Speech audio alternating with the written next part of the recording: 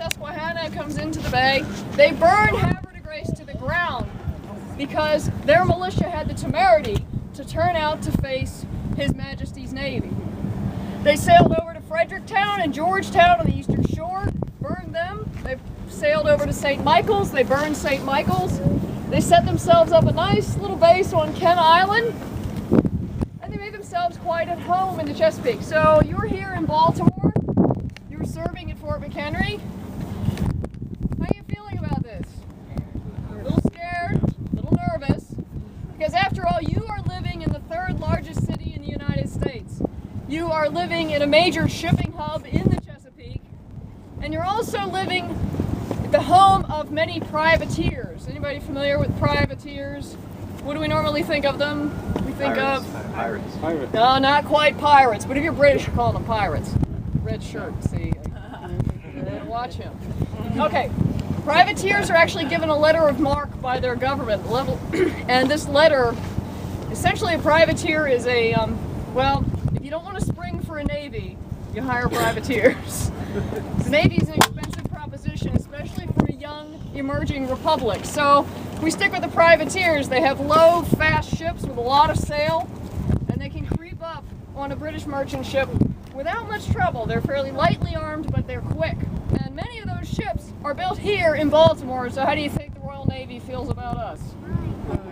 This is a nest of pirates to the Royal Navy. They didn't make the distinction between the letters of marque. We are a nest of pirates, and you're serving right here. Now, so by the time we get into 1814, the British have made themselves at home in the bay. They're burning towns left and right. And in 1814, they've defeated that upstart Corsican over in France. Napoleon's now been defeated, so they can turn the full might of the British Empire on Cousin Jonathan, the United States, who's dared to declare war on them. And so His Majesty's Navy sends a larger squadron into the bay under the direction of Admiral Cochrane. He comes in, joins Admiral Coburn. Coburn has already sent the HMS Menelaus with Sir Peter Parker to chart all the navigable waters of the Chesapeake. The Menelaus was spotted off of Baltimore in 1813, and clever men here went out, removed all the channel markers and the buoys, hoping maybe it could stump them. But in 1814, we know that is inevitable. The British are going to show up here in Baltimore. So we start building defenses. Sam Smith, who was a good old 76er, is placed in charge of preparing Baltimore's defense. He has citizens out there digging entrenchments regardless of race, class, ethnicity, whatever it is, you're out there with a shovel or a pick. Now, they're digging entrenchments. Sam Smith is pulling as many guns here as possible, as many provisions, powder, shot, whatever they need. It's coming here to Fort McHenry because, after all, we're right here on the end of Locust Point. What's up the river here? Well, the city. The city. The harbor, Fells Point, where all those ships are built. The main trade route right into Baltimore's harbor is just up here. We're also blocking the middle branch. The middle branch runs further about 39 miles up into Howard counties, where you have mill towns that are developed. And you got to protect those as well. So you have two main shipping areas right here. And Fort McHenry was designed for the sole purpose of defending these two waterways. So you're here at the mouth of the Patapsco waiting for the British to arrive. Now we've moved into August of 1814. We're still waiting it out. We're preparing the city. August of 1814 and August 24th, the British march their way up to Benedict, or up from Benedict, Maryland, down in Charles County. They go out to Bladensburg, which is just on the outskirts of Washington. They rout the American troops, poorly organized American troops, at Bladensburg, and they stroll right into Washington, D.C. They stroll in, the officers decide to sit down at the president's house, eat the dinner that was set for 40 people, kick back a little, maybe look around for some souvenirs, and they order enlisted men to do what? Torch the place. They burn the president's house, they burn the beginnings of the Library of Congress, they burn the Capitol building. They do spare most of the private property in the city. So, after August 24th, they call it a day, pretty good day for the British, and they decide to head back back to Benedict, board their ships, and make their way north. Now, on their way, they took captive a man named Dr. Beans, Dr. William Beans. Remember his name because he's going to come up later in our story. Dr. William Beans is a physician. He had arrested some British enlisted men who were acting up a little bit, and for that he was taken captive and brought on to the command ship of His Majesty's Navy. Now, they began making their way toward Baltimore, so we're easing into the dog days of summer. As we come on to September 11th, they arrive at Baltimore. They move over to the eastern side of the city, the very far southeast here. They go to North Point on September 12th. There they drop off 5,000 British regulars. 5,000 redcoats, just like this man here. Yeah. Stern-faced, battle-tested, hardened veterans from the Napoleonic Wars, right over there at North Point. On April 12th, these men pushed the Americans back in some skirmishing. During the skirmish, Robert Ross, who was a very well-respected, prominent general, he's killed. But this is the regular army. These are Wellington's Invincibles. Colonel Brooke takes over and they press on northward to the eastern border of Baltimore City, which is basically straight across here where I'm pointing. If you see Mr. Bowe's head, you look a little bit to the left, you can see there's an American flag that flies there still at what is called Patterson Park. At that point, it was called Hampstead Hill. Remember all those Baltimoreans out there digging? That's what they were digging. They were digging entrenchments over there on Hampstead Hill. So when the British arrive, they encounter, now you have 5,000 British regulars. When they arrive at Hampstead Hill, they look up and see 15,000 American militia and regular army waiting for them. Now, do a little strategy for me. If you are Colonel Brooke, you have 5,000 men and you look up at the high ground and see 15,000 Americans, what's your next move? Go back. Well, back up. Or you think about it, but you've also got the Navy waiting there for you. So the plan is to hope that the Navy will come and help them out. You bring up some ships up here into the Patapsco. On September 13th, they do just that. 5 bomb ships and a squadron of about 19 others arrive here, right at the Patapsco, a few miles off of Fort McHenry. And as they approach, you're serving right here on this bastion, right? As the British ships approach that morning, what do? You're a good man in the artillery. You open fire! You open fire up on the British ships, and as they do that, the Americans do strike some of them. They hit them, but they don't manage to sink them. They damage them, but not beyond the crew's ability to repair it. So the British are here, they get fired upon. Well, what do? Fire back. Fire back, we continue firing, but if you're Admiral Coburn, what do? Back it up a little bit. And they do this and very quickly gauge the distance of the American guns. They can fire 1.5 miles, we stay 2 miles out. And beginning that morning, once they've gauged that, they stay 2 miles out down here with 5 bomb ships and 1 rocket ship, firing over 1,800 bombs over these walls, over these ramparts. Over 1,800 bombs flew throughout the night, and these bombs are about the size of a basketball. They weigh 200 pounds each. 200 pounds of iron packed with black powder. When it goes up and over, it does what? It explodes, and as it explodes, that 200 pounds of iron becomes 200 pounds of shrapnel. And you're the men here at Fort McHenry, you're serving on this bastion, you're a sailor out on the water battery. Guess what? You better hunker down because the shrapnel's coming down on you. And you have to stand your post. And that's what these men do for 25 hours with shrapnel raining down on them, with a late summer storm coming down on them, and hopefully we won't get one. You have to last throughout the night. And these men do. Throughout that night, they stay at their posts, they fire back to keep the British at bay. All the while, bombs and rockets are exploding overhead. They're bursting in air, you could say. The next morning, on September 14th, at 7:30, there's a hush. The British bomb ships stop firing. Admiral Coburn is deciding what he wants to do next. If you're you're the British Admiral, you can do one of three things. You can either continue bombarding the fort, which you're not sure if it's fallen or not yet. You can move into point-blank range and engage it very close and very aggressively, or you can say, forget it, this isn't worth it, I'm not going to bother. So they're out there thinking about that at about 7:30 when the guns are quieted. About that time, Baltimoreans who have been watching this throughout the night, Baltimoreans have been looking back knowing that their fathers, their brothers, their sons are serving right here on these grounds, and they're wondering what's happened. What's become of the men serving at the fort? And they're looking back and they see nothing but a cloud hanging over it. They see soot from the explosions, just blackness hanging over the fort.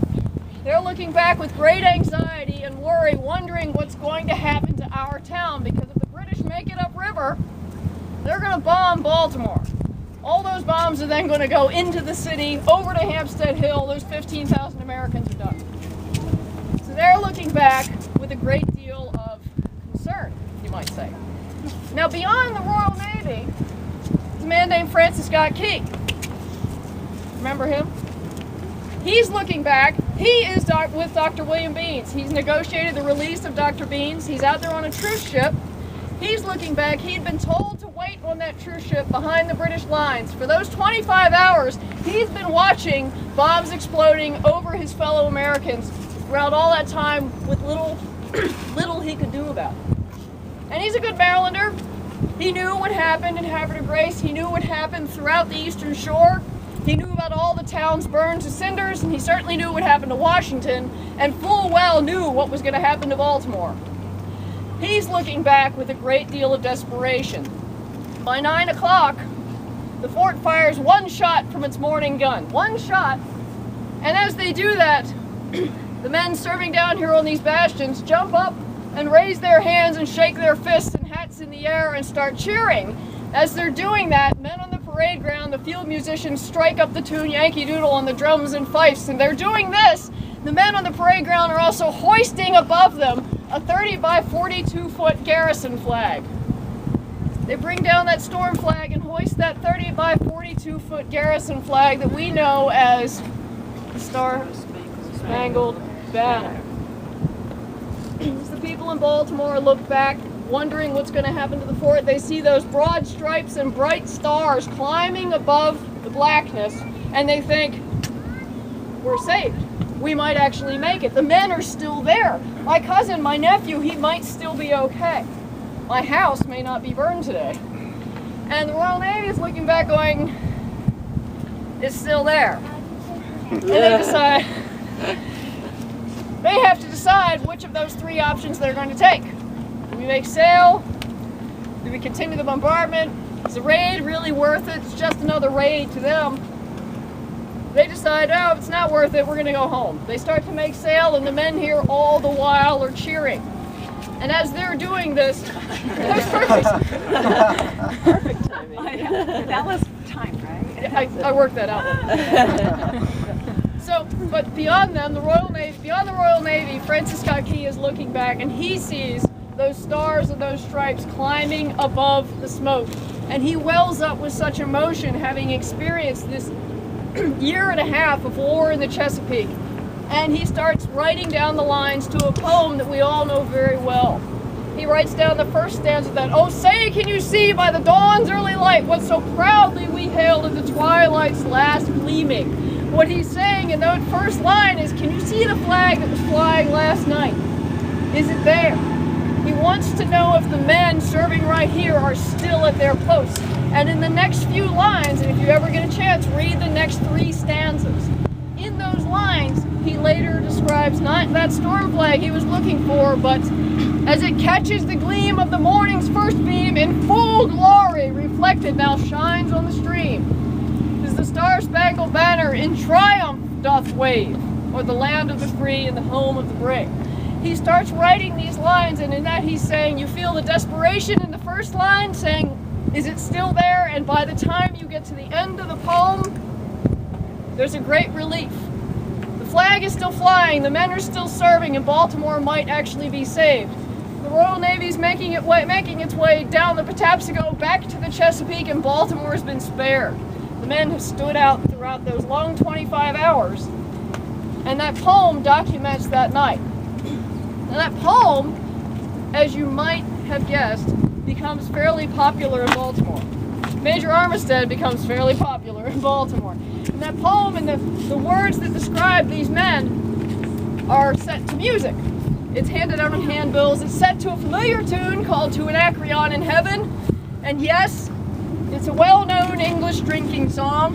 It becomes a well-known American drinking song as well, as it spreads throughout the pubs and coffee houses of Baltimore. It moves on. It goes all the way to Philadelphia, where they could hear the bombs exploding that night. It goes all the way up to New England and down to the Low Country. And as that song and the symbol of the flag and the image that Key paints for us begins to spread and begins to become more popular, he conjures up an image of not just the men serving at their posts, which is indeed a moving image, but it becomes the story of a young republic standing up to the might of the British Empire, the superpower of the day, saying, "We're not going anywhere.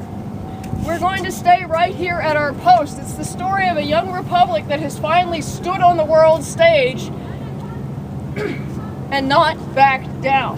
And that's why it starts to resonate with Americans. They start to look at that flag as not just Major Armistead's flag that happened to be flying over Fort McHenry. It becomes our flag. It becomes an American flag. And that's the message that we take from our story here.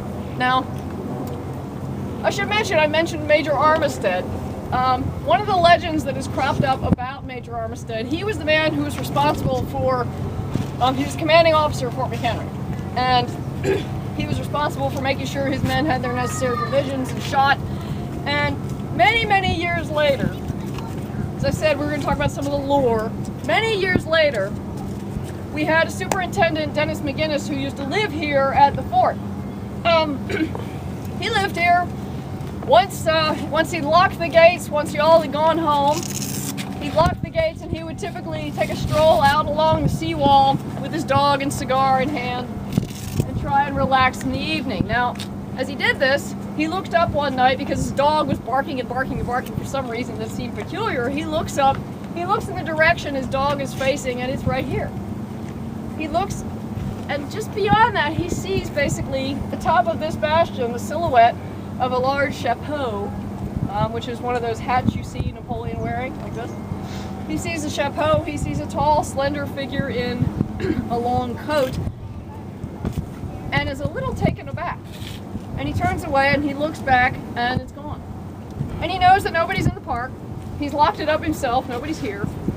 And he kind of thinks, well, I don't know, maybe, just maybe it's the silhouette or the image of, could be Major Armistead or any officer who served here. So there's that, it's been passed down. No other park ranger I know of, and I haven't seen him, but one of those tales, take it with as many grains of salt as you like. Another that comes out of the Battle of Baltimore is about a man named William Williams. Now, William Williams was an infantryman. Before that, he was enslaved. He was an escaped slave. He joined the U.S. infantry. We're not sure whether he joined out of patriotism, if he joined out of very pragmatic need of making sure he had 3 squares a day and his own freedom, or if he was trying to also escape slave catchers. That's possible. No matter why he joined, he served here at the Battle of Baltimore. He was in the infantry. He was dug out in a canal along the dry moat throughout the Battle of Baltimore. And during that battle, a bomb exploded near him and it severed his leg. He died shortly thereafter as a result of his injuries. But many people, and again, I've not seen this myself, but many people speculate that claim that they have seen on a late September evening, or around the time of the battle, they would see Private Williams walking his sentry duty along the outside of the dry moat. Now, as I said, take it for what you will. If you're here in September, you can look for him yourself. So there's Private Williams.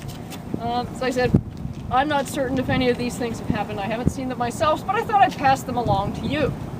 So, we've completed the War of 1812. We're moving on. We're developing as our own nation. We've established the beginnings of a national identity. But